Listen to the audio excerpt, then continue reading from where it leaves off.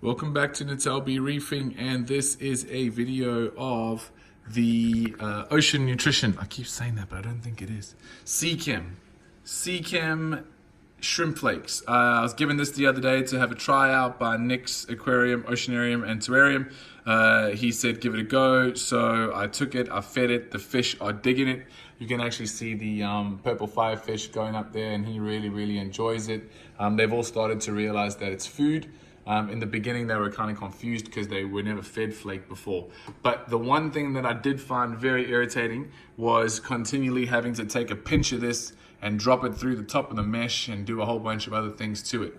So I built myself a DIY screen cover. That's why it doesn't look so fantastic here. But this is completely DIY with clear perspex, some glue, and some mesh.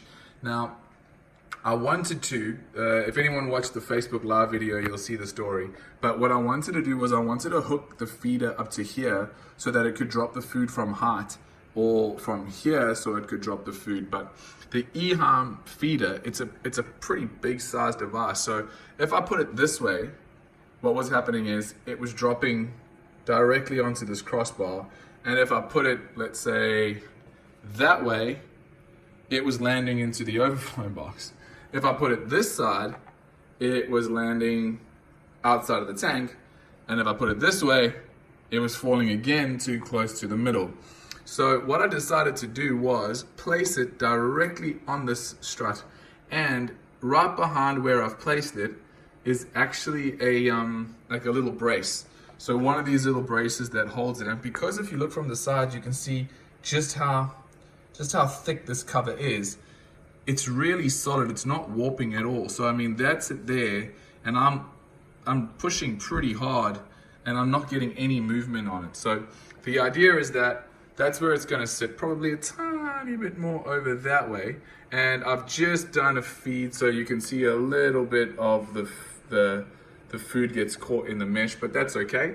And what happens is it falls straight through this little slot as it rotates, and it gets into the tank and up into the top corner where the fish then have a full go. Now, I've set it to automatically dispense at about lunchtime. So I think it's around about 1-ish or 12, it'll come in. Then when I get home from work at around about 6, that's when I'll drop in the coral food and the frozen food for the fish. This dude is looking happy as. He's our purple firefish. His color's coming back, his tail's nice and orange and red. He's really active, his face is turning purple. He's a really happy fish. I'm really happy with him. I have a question which I asked on Facebook, but I'm asking you guys on YouTube. This purple Montipora, it's been growing beautifully, but it's starting to get stung. So it's starting to get stung by that yellow Goniopora, which is stinging that side. Now, maybe you can see it from there. Let's see if I can get a better view. You can almost see how that whole edge of it there is white and the front of it's not white. But to me, it looks as though the whole coral is becoming affected by the damage that's happening there. Now, either I move that Goni further down or I move that to a different part of the tank, but I'm not sure what to do because I kind of like how that area looks. I may just leave it there. If you guys have any suggestions, you let me know. The other cool thing that I've noticed by feeding a little bit extra, and hopefully over the next couple of days, maybe weeks, let's be more honest than that, by dropping in a lunchtime frozen food and an evening, a lunchtime flake food with an evening frozen food, is that I'm going to start to get a bit more nitrates and a bit more phosphates. And I think it's already happening because I'm getting some color in this Maleficent frag, which it used to be paling out a little, but now we can just start seeing that reddish color starting to come back onto the new growth tips, which is awesome. And the Island Red Devil has got that beautiful pinkish red color. And then we've obviously got those other acros on top. This giant green morph split. So it was a massive one, and now we can see it's 3. 1, 2, 3. And those teal color morphs at the back, they've got like a baby there, and there's another baby somewhere lower down. But yeah, so that's the tank, and today's update was purely just to show that we are now going to be feeding flake food once a day through the auto feeder and the frozen food at night. And then we're going to see how that's affecting the nitrates and the phosphates, because what I want the corals to color up a bit more than they are now.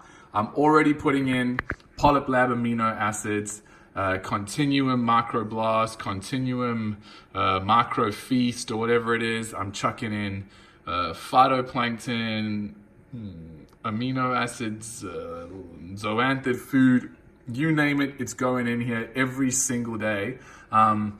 But it's just those nitrates and phosphates. So I'm hoping that by once a day chucking in some flake food, it's going to help. So thank you very much for watching. Thanks for keeping on subscribing and things like that. And if you guys have any suggestions, please don't hesitate to help me out, because at the end of the day, I need help with this thing.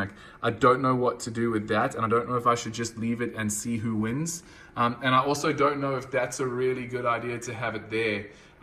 If there's another better suggestion, please would you guys let me know.